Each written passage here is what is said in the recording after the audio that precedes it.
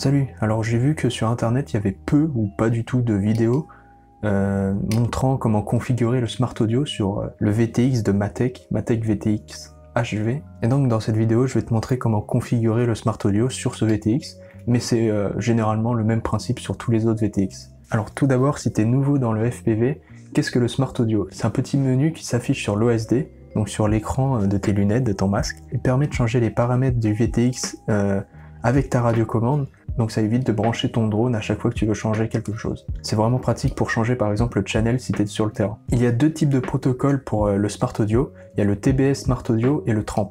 Donc si tu as un autre VTX que celui-là, faut voir dans la description du VTX. Mais ici, Matek utilise le TRAMP télémétrie. Et franchement, je vous conseille de mettre le Smart Audio sur votre VTX parce que quand on l'a utilisé une seule fois, on peut plus s'en passer. C'est vraiment hyper pratique.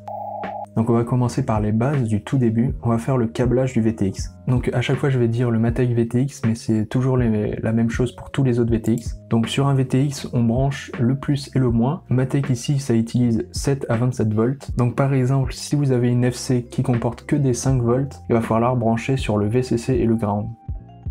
Voilà, comme ceci. Donc le plus, le moins, pour juste alimenter le VTX.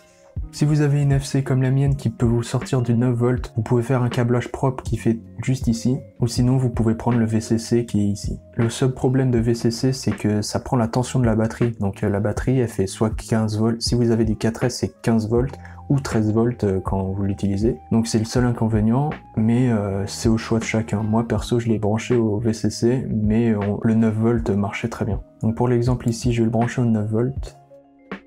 Voilà, comme ceci. Bon, maintenant on va câbler la caméra, qui est le câble jaune normalement. Donc pour brancher, c'est vide, vidéo. Hop, on fait ça vite fait. Hein.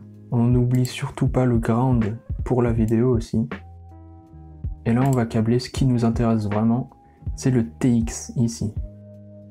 Et on le branche ici au TX3. Et, si pour vous c'est TX2, TX4, etc., il faut retenir le numéro, c'est pour plus tard dans Betaflight. Et la seule chose qu'il faut regarder, c'est dans votre schématique de votre FC. Là par exemple, on a directement TX3 qui est en face pour justement le Smart Audio, tout ça. TX en fait c'est UART, c'est la même chose en fait. Et ici on voit UART 3 vacancy TX, et il faut voir sur votre schématique si c'est vacancy, donc si c'est libre ou pas. Donc là par exemple j'aurais pu le mettre sur TX5, TX2. TX4 par exemple j'aurais pas pu le prendre puisque c'est configuré pour le Bluetooth. On va maintenant passer sur Betaflight pour le configurer. Une fois que c'est connecté, on va pouvoir aller dans Port. Et ici, le numéro que vous avez retenu, bah, vous prenez la ligne qu'il vous faut. Ici, moi, c'est UART3. Je vais tout au bout. Et je choisis VTX IRC30. Si vous avez TBS Smart Audio, vous choisissez TBS Smart Audio. On clique dessus, on sauvegarde et redémarre, et on se reconnecte. Maintenant, vous aurez normalement un message ici qui va s'afficher pour vous dire qu'il va falloir configurer le VTX Table. Pour cela, on va aller dans émetteur vidéo. Et ici, vous aurez rien du tout normalement.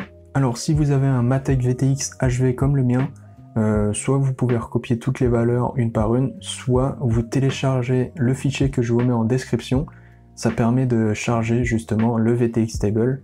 On fait comme ça, charger à partir d'un fichier. Et ce sera celui-ci, vtxtable.json.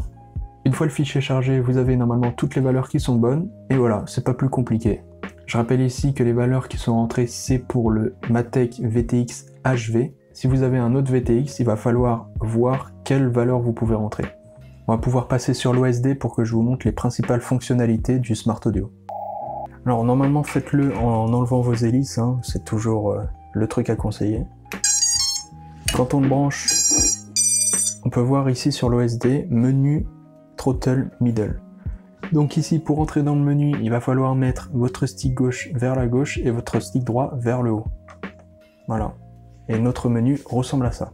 Donc ici, pour naviguer dans le menu, on utilise le stick droit, donc vers le bas ou vers le haut pour descendre, monter. Pour faire entrer, on va vers la droite.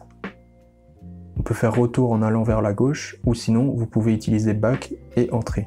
Donc les principales fonctionnalités dans ce menu qui nous sert beaucoup, c'est dans profil, on peut changer tous les PID, tout ça. Mais le plus pratique, c'est dans feature. Ici, VTX TR comme TRAMP ou SA comme Smart Audio de TBS, c'est à vous de choisir. Mais ici, pour Matek VTX, c'est TRAMP. Et là, on retrouve notre VTX Table. on peut changer la bande de fréquence, le channel, directement la fréquence et surtout le power. Donc ici, on va pouvoir voir par exemple, je vais mettre en B3,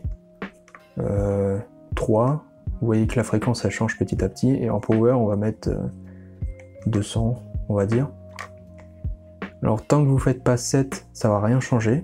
Donc vers la droite, il nous demande de confirmer, on confirme.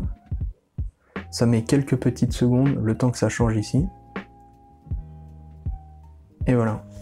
Donc on va pouvoir se mettre en B3 et on retrouve notre OSD. Pour pouvoir quitter le menu, on va dans Back, on revient au menu principal, on va dans Back, Save and Exit, et voilà. Voilà, il n'y a rien de bien compliqué, quand on sait ce qu'on fait, c'est facile. Si vous avez des problèmes comme que le channel reste sur F1, moi ça m'est arrivé au tout début, vu que je ne savais pas comment configurer le VTX Table, c'est que vous l'avez justement mal configuré. Et pareil, si votre channel de VTX reboot tout le temps, c'est que les powers sont mal configurés dans le VTX Table. Voilà, c'est ici que la vidéo va se terminer. Si vous voulez plus d'infos ou plus de détails plus techniques, je vous conseille la vidéo de Joshua Bardwell. C'est un anglophone qui explique très bien tout ce qui est dans l'univers du FPV. Je vous mets en petite fiche ici la vidéo qui est plus poussée sur le sujet du VTX Table, tout ça. Sur ce, je vous laisse là. Si vous avez des questions ou que vous voulez d'autres vidéos techniques comme celle-ci, dites-le moi dans l'espace commentaire, c'est fait pour ça. Et sur ce, je vous dis ciao.